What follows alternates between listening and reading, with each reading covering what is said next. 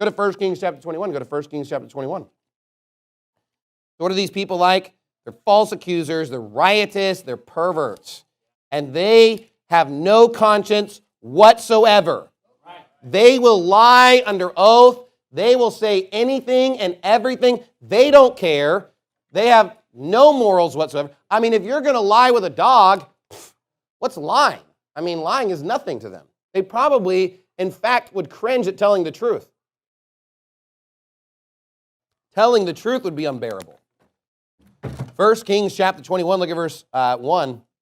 And it came to pass after these things that Naboth the Jezreelite had a vineyard, which was in Jezreel, hard by the palace of Ahab, king of Samaria.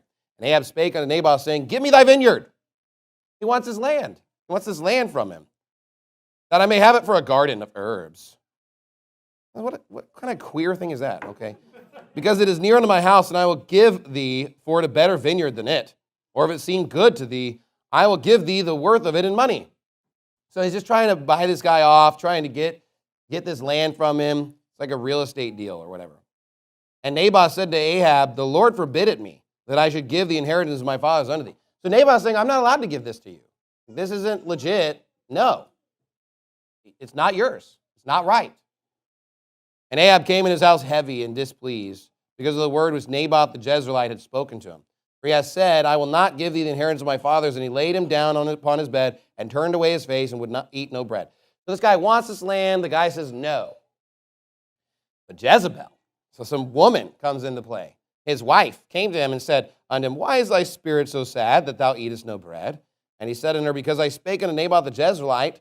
And he said unto him, Give me thy vineyard for money, or else, if it please thee, I will give thee another vineyard for it. And he answered, I will not give thee my vineyard. And Jezebel's wife said unto him, Dost thou now govern the kingdom of Israel? Arise. Aren't you the landlord here? Arise and eat bread, and let thine heart be merry. I will give thee the vineyard of Naboth the Jezreelite. So there's a guy, he wants this land from this guy. He won't give it to him. So then this woman, Jezebel's going to come out of nowhere, and she's like, I'll get it for you. I'll take care of it. How's she going to get it? She's going to seek for false witnesses. And notice that it's not just men that are wicked here. There can also be wicked women that will literally seek unto the most disgusting, perverted, lewd fellows and employ them against God's people. And it names her, Jezebel. It says in verse 8, So she wrote letters in Ahab's name and sealed them with a seal and sent the letters unto the elders and to the nobles that were in his city dwelling with Naboth.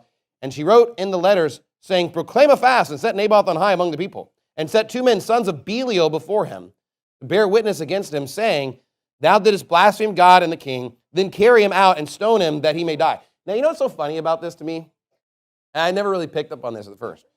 But notice it says she wrote letters in his name, right? And then she sent the letters. And she wrote the letters saying. So when we're picking up in this verse, we're reading what she wrote. Okay? Now, when she writes this, what does she say? She says, she's saying, proclaim a fast, right? Verse 10, and set 2 men, sons of Belial. So how does she describe these people? Sons of the devil. She's not mincing words here. She's not confused in who she's consorting with. She says, find satanic devil worshipers and have them lie about God's people. That's what she said. I didn't say that. We're not interpreting what she said. We're reading the letter that she wrote, where she said, let's hire Satan devil worshipers to go and lie about God's people and to afflict them. And I'm telling you, it's the same today, where landlords and fellow tenants will literally employ Satanists against God's people. And you know what? Cursed be he that works with the devil. Cursed be he that works with the sons of Belial. That says, let's work with these Satanists and God-haters against other Christians. What kind of a wicked person does that? What kind of a feminist does that? No new thing under the sun.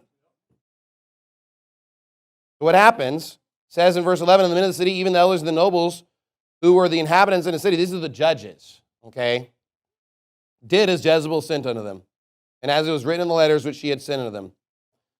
Isn't that sad? It's like everybody's against this guy. Everybody hates Naboth, and they don't care. We'll find devil worshipers and we'll kill this guy. We'll get the judges to do exactly. It's already a rigged system. They're already paid off. They already know what's going on. They just call up their buddy, the judge. They just call up their buddy, the elder, the ruler, and say, hey, we don't like this guy. We have some Satanists that'll lie about him. Will you go ahead and kill him? Sure. No problem. No integrity. And you know what? It's no different today where there's people who will lie, there's people who will deceive, and false religion will work with literally the devil to accomplish their will. I mean, how can you call yourself a Christian when you're working with the devil? What concord hath Christ with Belial is what the Bible says. And the answer is none.